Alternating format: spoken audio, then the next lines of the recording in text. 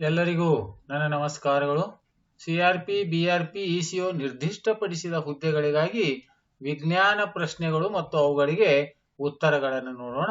Paper 2 ನಲ್ಲಿ ಒಂದು ಪ್ರಶ್ನೆಗಳನ್ನು ಕೊಡುತ್ತಾರೆ. ಆ ಪ್ರಶ್ನೆಗಳಿಗೆ ನಾವು ಉತ್ತರವನ್ನು ಬರೆಯಬೇಕಾಗಿರುತ್ತದೆ. ಅಬ್ಜೆಕ್ಟಿವ್ ಟೈಪ್ ಪ್ರಶ್ನೆಗಳು ಕೂಡ ಮೊದಲನೇ ಪೇಪರ್ ದಲ್ಲಿ ಇದ್ರೂ ಕೂಡ ಎರಡನೇ ಪೇಪರ್ ದಲ್ಲಿ ಅಬ್ಜೆಕ್ಟಿವ್ ಟೈಪ್ ಜೊತೆಗೆ ವಿವರಣಾತ್ಮಕ ಉತ್ತರಗಳನ್ನು ಬರೆಯುವಂತಹ ಪ್ರಶ್ನೆಗಳು ಇರುತ್ತವೆ. ಹಾಗಾಗಿ ಆ ಪ್ರಶ್ನೆಗಳಿಗಾಗಿ ನಾ ಈ ಒಂದು ವಿಡಿಯೋನ ಮಾಡ್ತಾ ಇದ್ದೇನೆ. ಇದು ವಿಜ್ಞಾನಕ್ಕಾಗಿ ಮಾಡಿರತಕ್ಕಂತ ವಿಡಿಯೋ ಸಂಖ್ಯೆ 7ನೇ ವಿಡಿಯೋ ಅನ್ನುವಂಥದ್ದು. ಮೊದಲನೇ ಪ್ರಶ್ನೆಯನ್ನು ನೋಡೋಣ. ಶಬ್ದ ಮಾಲಿನ್ಯವನ್ನು ನಿಯಂತ್ರಿಸುವ ಕೆಲವು ಕ್ರಮಗಳನ್ನು ಪಟ್ಟಿ ಮಾಡಿ. ಶಬ್ದ ಮಾಲಿನ್ಯವನ್ನು ಯಾವ ರೀತಿಯಾಗಿ ನಾವು ನಿಯಂತ್ರಣವನ್ನು ಮಾಡಬಹುದು ಅನ್ನುವಂಥದ್ದನ್ನ ಆ ಕ್ರಮಗಳು ಯಾವುವು ಅವುಗಳನ್ನ ಪಟ್ಟಿಯನ್ನು ಮಾಡಿರಿ ಅಂತ ಕೊಟ್ಟಿದ್ದಾರೆ. ವಿಮಾನಗಳ ಎಂಜಿನ್ಗಳಲ್ಲಿ, ಸಾರಿಗೆ ವಾಹನಗಳಲ್ಲಿ, ಕಾರ್ಖಾನೆಗಳಲ್ಲಿ, ಯಂತ್ರಗಳಲ್ಲಿ ಮತ್ತು ಗೃಹೋಪಯೋಗಿ ಸಾಧನಗಳಲ್ಲಿ ಶಬ್ದ ನಿವಾರಕಗಳನ್ನು ಅಳವಡಿಸಬೇಕು ಅನ್ನುವಂಥದ್ದು. ಅಂದ್ರೆ ಶಬ್ದಗಳನ್ನ ಬರದೇ ರೀತಿಯಲ್ಲಿ ಅವುಗಳಿಗೆ ಎಣ್ಣೆಗಳನ್ನು ಹಚ್ಚುವುದು, ಇಂಥವುಗಳನ್ನು ಮಾಡುವುದರ ಮೂಲಕ ನಾವು ಆ ಶಬ್ದದ ಒಂದು ನಿಯಂತ್ರಣವನ್ನ ಕಡಿಮೆ ಮಾಡಬಹುದು ಅಂತ. ಇನ್ನು ಗದ್ದಲವನ್ನು ಉಂಟು ಮಾಡುವ ಎಲ್ಲಾ ಕಾರ್ಯಾಚರಣೆಗಳನ್ನು ವಾಸ ಸ್ಥಳದಿಂದ ದೂರದಲ್ಲಿ ನಡೆಸಬೇಕು. ಯಾವುದು ಗದ್ದಲ ಇರ್ತಕ್ಕಂಥ ಇರ್ತಾವ ಅವು ನಾವು ಇರ್ತಕ್ಕಂಥ ವಾಸ ಸ್ಥಳದಿಂದ ದೂರದಲ್ಲಿ ಇರುವಂತೆ ಅವುಗಳನ್ನ ವ್ಯವಸ್ಥೆಯನ್ನ ಮಾಡಬೇಕು ಅಂತ. ಮೂರನೇದು, ಗದ್ದಲವನ್ನುಂಟು ಮಾಡುವ ಕೈಗಾರಿಕೆಗಳನ್ನು ವಾಸ ಸ್ಥಳಗಳಿಂದ ದೂರದಲ್ಲಿ ಸ್ಥಾಪಿಸಬೇಕು. ಇದು ಕೂಡ ಎರಡನೇ ರೀತಿಯಲ್ಲಿ ಇರುವಂತದ್ದೇ. ಅಲ್ಲಿ ಗದ್ದಲವನ್ನು ಉಂಟು ಮಾಡತಕ್ಕಂತಹ ಕೈಗಾರಿಕೆಗಳು ಇರ್ತವೆ ಅವೆಲ್ಲವೂ ವಾಸ ಸ್ಥಳದ ಪ್ರದೇಶದಿಂದ ಬಹಳಷ್ಟು ದೂರದಲ್ಲಿ ಅವುಗಳನ್ನ ಸ್ಥಾಪನೆಯನ್ನು ಮಾಡುವುದರ ಮೂಲಕ ನಾವು ಶಬ್ದ ಮಾಲಿನ್ಯವನ್ನ ನಿಯಂತ್ರಿಸಗೊಳಿಸಬಹುದು. ಇನ್ನು ನಾಲ್ಕನೇದು, ವಾಹನಗಳಲ್ಲಿ ಹಾರ್ನ್ಗಳ ಬಳಕೆಯನ್ನು ಕಡಿತಗೊಳಿಸಬೇಕು. ಕೆಲವೊಂದು ವಾಹನಗಳಿಗೆ ಬಹಳಷ್ಟು ಜೋರಾದಂತಹ ಹಾರಗಳನ್ನು ಇಟ್ಟಿರ್ತಾರೆ, ಲೈಟ್ ಆಗಿರ್ತಕ್ಕಂಥ ಹಾರಗಳನ್ನು ಇಡುವುದು, ಈ ರೀತಿಯಾಗಿ ಮಾಡುವುದರ ಮೂಲಕ ಕೂಡ ನಾವು ಶಬ್ದ ಮಾಲಿನ್ಯವನ್ನ ನಿಯಂತ್ರಿಸಬಹುದು. ಇನ್ನು ಟಿವಿ ಮತ್ತು ಮ್ಯೂಸಿಕ್ ಸಿಸ್ಟಮ್ಗಳ ಶಬ್ದವನ್ನ ಕಡಿಮೆಗೊಳಿಸಬೇಕು. ಇದು ಅಂತೂ ನಾವು ಶಬ್ದವನ್ನ ಕಡಿಮೆ ಇಕ್ಕುವುದರ ಮೂಲಕ ಶಬ್ದ ಮಾಲಿನ್ಯವನ್ನ ನಿಯಂತ್ರಣ ಮಾಡಬಹುದು.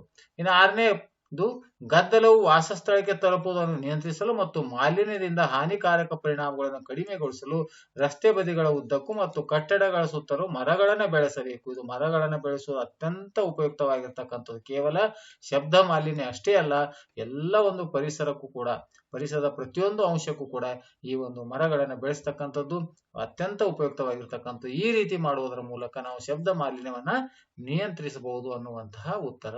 ಇನ್ನು ಎರಡನೇ ಪ್ರಶ್ನೆ, ನಮ್ಮ ಕಿವಿಗಳ ಮೂಲಕ ನಾವು ಶಬ್ದವನ್ನ ಹೇಗೆ ಕೇಳುತ್ತೇವೆ ಅಂತ ವಿವರಣೆಯನ್ನ ಕೊಡಿ ಅಂತ ಹೇಳಿದ್ದಾರೆ. ಹೊರಕಿವಿಯ ರಚನೆಯು ಒಂದು ಆಲಿಕೆಯಂತಿದೆ.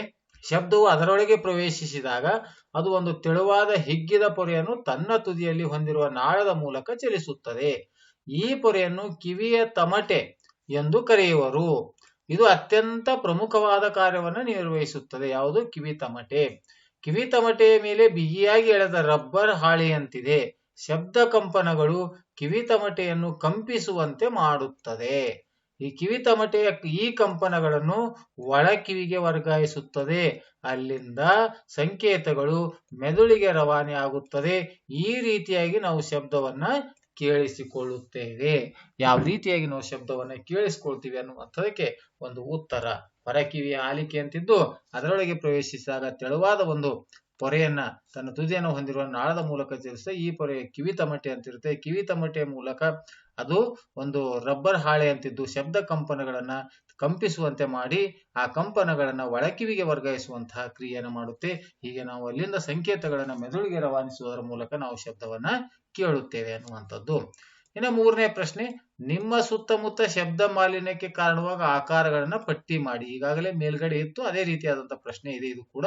ನಮ್ಮ ಸುತ್ತಮುತ್ತ ಶಬ್ದ ಮಾಲಿನ್ಯಕ್ಕೆ ಕಾರಣವಾಗುವ ಕೆಲವು ಕಾರಣಗಳು, ಆಕಾರಗಳು. ಹೆಚ್ಚಿನ ಘೋಷದಿಂದ ಕಾರ್ಯನಿರ್ವಹಿಸುತ್ತಿರುವ ಟಿವಿಗಳು ಮತ್ತು ಟ್ರಾನ್ಸಿಸ್ಟರ್ಗಳು, ಧ್ವನಿವರ್ಧಕಗಳು, ಪಟಾಕಿ ಸಿಡಿಯುವುದನ್ನು ಒಳಗೊಂಡಂತೆ ಸ್ಫೋಟಕಗಳು, ವಾಹನ ಹಾರ್ನ್ಗಳ ಶಬ್ದಗಳು, ಮಿಕ್ಸಿ, ಕುಕ್ಕರ್ ಮುಂತಾದ ಗೃಹೋಪಯೋಗಿ ಉಪಕರಣಗಳ ಶಬ್ದಗಳು ಮುಂತಾದಗಳು ಶಬ್ದ ಮಾಲಿನ್ಯಕ್ಕೆ ಕಾರಣವಾಗುವಂತಹ ಒಂದು ಆಕಾರಗಳು ಅಂತಕ್ಕಂಥದ್ದು. ಇನ್ನು ನಾಲ್ಕನೇ ಪ್ರಶ್ನೆ, ಘರ್ಷಣೆಯು ಮಿತ್ರ ಮತ್ತು ಶತ್ರು ಎರಡೂ ಹೌದು. ಘರ್ಷಣೆ ಅನ್ನುವಂಥದ್ದು ಮಿತ್ರನೂ ಹೌದು, ಶತ್ರುನೂ ಹೌದು, ಎರಡೂ ಹೌದು ಎಂಬುದಕ್ಕೆ ಉದಾಹರಣೆಯನ್ನು ನೀಡ್ರಿ ಅಂತ ಹೇಳಿದ್ದಾರೆ. ಮೊದಲನೇ, ಘರ್ಷಣೆಯು ಮಿತ್ರ ಎಂಬುದಕ್ಕೆ ಉದಾಹರಣೆಗಳನ್ನ ನೋಡೋಣ. ಘರ್ಷಣೆ ಇಲ್ಲದಿದ್ರೆ ಇದು ಬಹಳಷ್ಟು ಮಿತ್ರನೂ ಹೌದು, ಶತ್ರುನೂ ಹೌದು. ಘರ್ಷಣೆ ಇಲ್ಲದಿದ್ದರೆ ನಾವು ಭೂಮಿ ಮೇಲೆ ನಿಲ್ಲಿಕ್ಕೂ ಕೂಡ ಆಗ್ತಿರ್ಲಿಲ್ಲ, ನಡಿಲಿಕ್ಕೂ ಕೂಡ ಚೆನ್ನಾಗಿ ಆಗ್ತಿರ್ಲಿಲ್ಲ ಅನ್ನುವಂಥದ್ದು. ನಾವು ಕೆಲಸಗಳನ್ನು ಮಾಡಲು, ವಸ್ತುಗಳನ್ನು ಕೈಯಲ್ಲಿ ಹಿಡಿಯಲು ಘರ್ಷಣೆಯು ಸಹಾಯವಾಗುತ್ತದೆ. 1ನೇ ಪಾಯಿಂಟ್. 2ನೇ ಪಾಯಿಂಟ್, ನಾವು ನಡೆದಾಡಲು ನೆಲದ ಮೇಲೆ ಸ್ಥಿರವಾಗಿ ನಿಲ್ಲಲು ನಮ್ಮ ಪಾದಗಳು ಮತ್ತು ನೆಲದ ನಡುವಿನ ಘರ್ಷಣೆಯು ಸಹಾಯ ಮಾಡುತ್ತದೆ.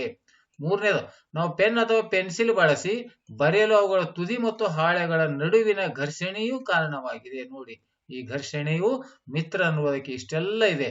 ಇನ್ನು ಚಾಕ್ ಪೀಸ್ ಬಳಸಿ ಕಪ್ಪು ಹಲಗೆ ಮೇಲೆ ಬರೆಯುವಾಗ ಅದರ ಒರಟು ಮೇಲ್ಮೈ ಚಾಕ್ ಪೀಸ್ ಅನ್ನು ಸವೆಸಿದಾಗ ಅವುಗಳ ಕಣಗಳು ಕಪ್ಪು ಹಲಗೆಗೆ ಅಂಟಿಕೊಳ್ಳುತ್ತವೆ. ಆದ್ದರಿಂದ ಅಕ್ಷರಗಳು ನಮಗೆ ಮೂಡುತ್ತವೆ ಮತ್ತು ಆ ಅಕ್ಷರಗಳು ನಮಗೆ ಕಾಣಿಸುತ್ತವೆ. 5ನೇ ಅಂಶ, ಬೆಂಕಿ ಕಟ್ಟಿಯನ್ನು ಬೆಂಕಿ ಪೆಟ್ಟಿಗೆಯ ಒರಟು ಮೇಲ್ಮೈಗೆ ಗೀಚಿದಾಗ ಘರ್ಷಣೆಯಿಂದ ಬೆಂಕಿ ಹತ್ತಿಕೊಳ್ಳುತ್ತದೆ. ಒಂದು ವೇಳೆ ಘರ್ಷಣೆ ಇರಲಿಲ್ಲ ಅಂದ್ರೆ ಅದು ಬೆಂಕಿಯನ್ನ ಉತ್ಪಾದನೆ ಹತ್ತಿಕೊಳ್ತಕ್ಕಂಥ ಸಾಧ್ಯವನ್ನ ಇರ್ತಾ ಇರಲಿಲ್ಲ. ಹಾಗೆ ಘರ್ಷಣೆಯ ಒಂದು ಮಿತ್ರ ಅಂತಕ್ಕಂಥ ಈ ಒಂದು 5 ಉದಾಹರಣೆಗಳನ್ನು ಇಲ್ಲಿ ನೀಡಲಾಗಿದೆ. ಇನ್ನು ಘರ್ಷಣೆಯು ಶತ್ರು ಎಂಬುದಕ್ಕೆ ಉದಾಹರಣೆ. ಶತ್ರು ಅಂದ್ರೆ ಇದು ಘರ್ಷಣೆ ಶತ್ರು ಅಂತಕ್ಕಂಥ. ಘರ್ಷಣೆಯು ಸ್ಕ್ರೂಬಾಲ್, ಬೇರಿಂಗ್ ಅಥವಾ ಬೂಟಿನ ತಳದ ಅಟ್ಟೆಗಳಂತಹ ವಸ್ತುಗಳನ್ನು ಸವೆದು ಹೋಗದಂತೆ ಮಾಡುತ್ತದೆ. ಸವೆದು ಹೋಗದಂತೆ. ಅದೇ ರೀತಿ 2ನೇದು, ಒಂದು ಯಂತ್ರವನ್ನು ಚಾಲನೆ ಮಾಡಿದಾಗ ಉತ್ಪತ್ತಿಯಾಗುವ ಉಷ್ಣವು ಹೆಚ್ಚಿನ ಶಕ್ತಿಯ ನಷ್ಟಕ್ಕೆ ಕಾರಣವಾಗುತ್ತದೆ. ಘರ್ಷಣೆಯಿಂದ ಉತ್ಪತ್ತಿಯಾಗತಕ್ಕಂಥ ಉಷ್ಣ ಹೆಚ್ಚಿನ ಶಕ್ತಿಯ ನಷ್ಟಕ್ಕೆ ಕಾರಣ ಆಗ್ಲಿಕ್ಕೆ ಇದು ಒಂದು ಘರ್ಷಣೆ ಅಂತಕ್ಕಂಥ ಶತ್ರು ಅಂತ ಹೇಳಬಹುದು. ಘರ್ಷಣೆಯು ಉಷ್ಣವನ್ನು ಸಹ ಉತ್ಪಾದಿಸಬಲ್ಲದು. ಘರ್ಷಣೆಯು ಸಹ ಉಷ್ಣವನ್ನು ಉತ್ಪಾದಿಸಬಲ್ಲದು. ಇದರಿಂದಾಗಿ ಯಂತ್ರಗಳು ಏನಾಗುತ್ತವೆ? ಹಾಳಾಗುತ್ತವೆ. ಘರ್ಷಣೆಯಿಂದ ಎರಡು ವಸ್ತುಗಳು ಘರ್ಷಣೆಯಿಂದ ಉಷ್ಣ ಉಂಟಾಗಿ ಆ ಒಂದು ಯಂತ್ರಗಳು ಹಾಳಾಗುವಂತಹ ಸಾಧ್ಯತೆಗಳು ಇರ್ತವೆ. ಈ ರೀತಿಯಾಗಿ ಈ ಒಂದು ಘರ್ಷಣೆಯು ಶತ್ರು ಅನ್ನುವುದಕ್ಕೆ ಈ ಒಂದು ಉದಾಹರಣೆಗಳನ್ನು ಇಲ್ಲಿ ಕೊಡಲಾಗಿದೆ. ಇನ್ನು 5ನೇ ಪ್ರಶ್ನೆ, ಬಲವು ಚಲನೆಯ ಸ್ಥಿತಿಯನ್ನು ಬದಲಾಯಿಸಬಹುದು ಎಂಬುದನ್ನು ಉದಾಹರಣೆ ಸಹಿತ ವಿವರಿಸಿ.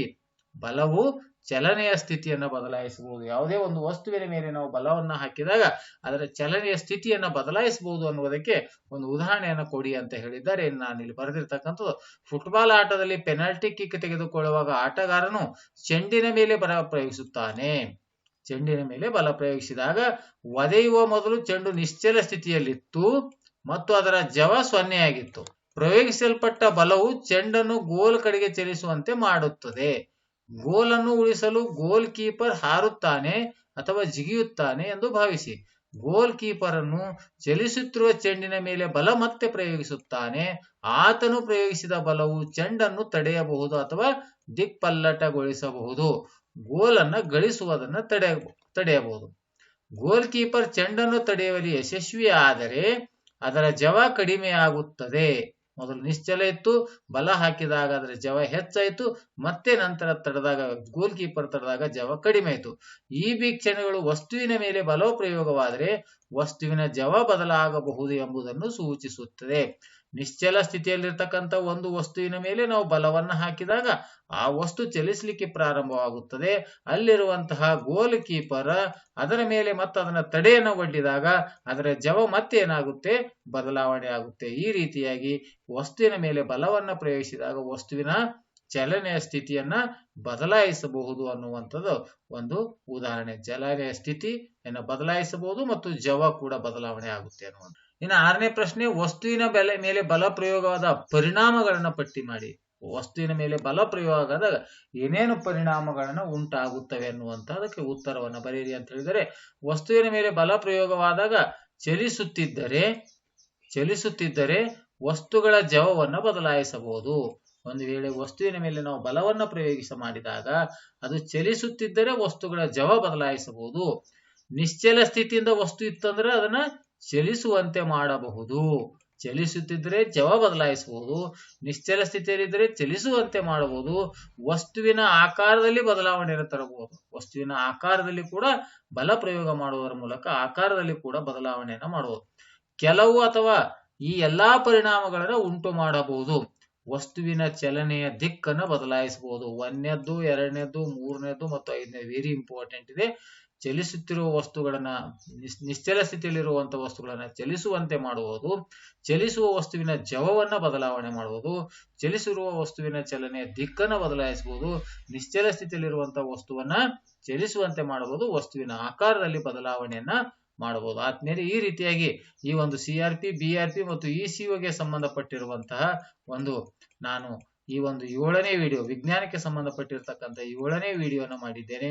ಈ ವಿಡಿಯೋ ಇಷ್ಟವಾದರೆ ದಯವಿಟ್ಟು ಲೈಕ್ ಮಾಡಿ, ಶೇರ್ ಮಾಡಿ ಮತ್ತು ಸಬ್ಸ್ಕ್ರೈಬ್ ಮಾಡೋದನ್ನ ಮರೆಯಬೇಡಿ ಅಂತ ಹೇಳುತ್ತಾ, ನಾನು ಮಾಡಿರುವಂತಹ ವಿಡಿಯೋಗಳ ನೋಟಿಫಿಕೇಶನ್ ಅನ್ನ ಬರಬೇಕಾಗಿತ್ತು ಅಂತಂದ್ರೆ ಅಲ್ಲಿರುವಂತಹ ಬೆಲ್ ಬಟನ್ ಮೇಲೆ ತಾವು ಕ್ಲಿಕ್ ಮಾಡಿದ್ದೆ ಆದ್ರೆ ಆ ವಿಡಿಯೋಗೆ ನೋಟಿಫಿಕೇಶನ್ ಅನ್ನ ಬರುತ್ತೆ ಅಂತ ಹೇಳುತ್ತಾ, ಇನ್ನು ಕೇವಲ 2-3 ದಿವಸಗಳ ಮಾತ್ರ ಒಂದು ಪರೀಕ್ಷೆಗಾಗಿ ಉಳಿದಿರ್ತಕ್ಕಂಥ ದಿನಗಳಿವೆ.